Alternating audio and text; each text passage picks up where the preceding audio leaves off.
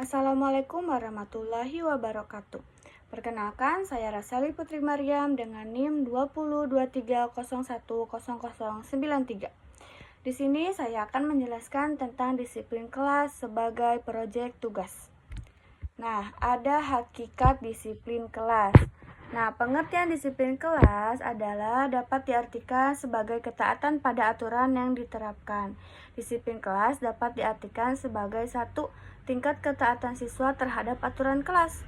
Yang kedua, ada teknik yang digunakan guru untuk membangun atau memelihara keteraturan dalam kelas. Nah, disiplin kelas juga dapat dilandasi oleh adanya hubungan guru dengan siswa dalam kelas. Menurut Kohn 1996, mengemukakan disiplin kelas bagian dari pengelolaan kelas, terutama berusaha dalam penanganan perilaku menyimpang. Nah, disiplin kelas sebagai tingkat keteraturan yang terjadi dalam kelas atau tingkat ketaatan siswa terhadap aturan kelasnya. Nah, disiplin kelas juga perlu diajarkan atau ditanamkan pada siswa karena alasan sebagai berikut. Nah, yang pertama itu ada agar siswa mampu mendisiplinkan diri. Yang kedua, ada disiplin merupakan pusat berputarnya kehidupan sekolah. Yang ketiga, disiplin yang tinggi akan menuju kepada terciptanya iklim belajar yang kondusif. Yang keempat, ada tingkat ketaatan yang rendah akan menjurus pada titik terjadinya belajar yang diterapkan. Yang kelima, ada jumlah dalam satu kelas umumnya banyak. Nah, yang keenam, ada kebiasaan disiplin di sekolah diharapkan menghasilkan kebiasaan berdisiplin di masyarakat. Faktor-faktor yang mempengaruhi disiplin kelas itu ada 3 faktor.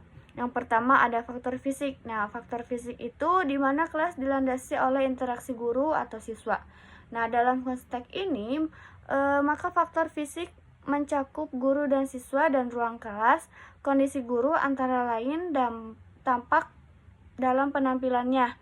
Nah, rapi, sehat, dan semangat akan lebih mudah mengatur siswanya daripada guru yang tampak lusuh dan lesu.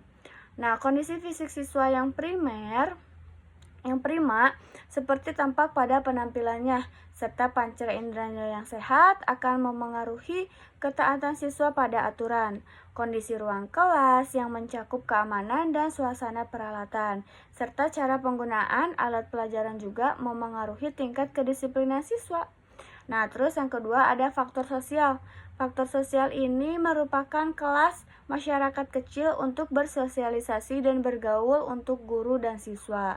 Nah, kualitas hubungan siswa, guru, dan latar belakang sosial siswa akan mempengaruhi disiplin kelas.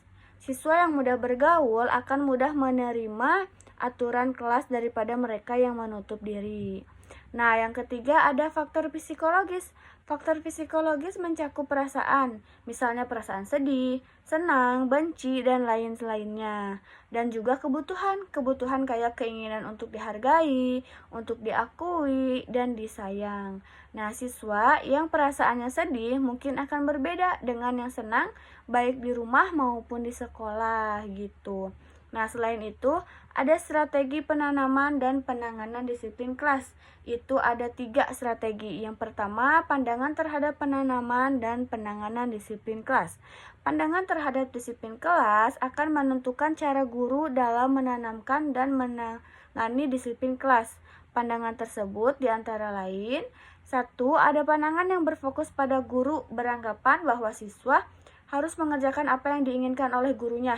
Nah, yang kedua, pandangan behaviorisme menyatakan bahwa perilaku dapat dipelajari dan dikontrol. Yang ketiga, ada pandangan yang berfokus pada kepentingan siswa yang beranggapan bahwa guru harus tahu kebutuhan siswa dan berusaha memenuhi kebutuhan tersebut, dan yang sejalan dengan pandangan ini adalah anggapan yang mengatakan 1. Pendekatan yang berhasil dalam membangun disiplin adalah yang menghormati hak individu dan meningkatkan harkat dan konsep diri. Yang kedua, ada komunikasi yang terbuka dan jujur antara guru dan siswa sangat perlu dalam penanaman disiplin. Nah, yang kedua itu ada strategi penanaman disiplin di kelas. Nah, strateginya itu penanaman disiplin dapat dilakukan dengan berbagai cara. Antara lain, yang pertama ada menjadi model atau memberi contoh yang baik. Nah, yang kedua, ada mengadakan pertemuan kelas secara berkala. Yang ketiga, ada menerapkan aturan secara pantas. Yang keempat, ada menyesuaikan aturan dengan tingkat perkembangan anak. Yang kelima, ada meningkatkan partisipasi siswa. Nah, yang terakhir, yang ketiga, itu ada strategi penanganan disiplin kelas. Nah, cara-cara penanganan disiplin kelas dapat dikelompokkan sebagai berikut. Yang pertama itu ada gangguan ringan dapat diatasi diantaranya dengan 1. Mengabaikan, 2. Menatap agak lama, yang ketiga menggunakan isyarat nonverbal, yang keempat ada mendekatinya, yang kelima memanggil nama, dan yang keenam itu ada mengabaikan secara sengaja. Nah, terus ada gangguan berat dapat diatasi dengan 1. Memberi hukuman secara bijaksana, yang kedua melibatkan orang tua.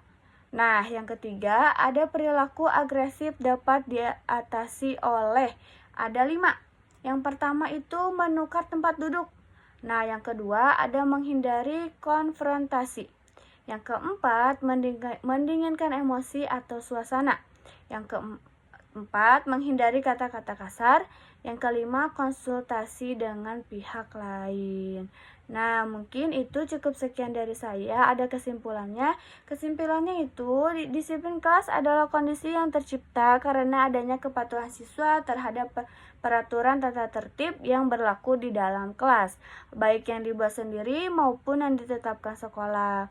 Tujuan utamanya adalah menciptakan suasana belajar yang kondusif, nyaman, dan efektif, serta membentuk karakter siswa yang bertanggung jawab. Billahi taufiq walhidayah. Wassalamualaikum warahmatullahi wabarakatuh.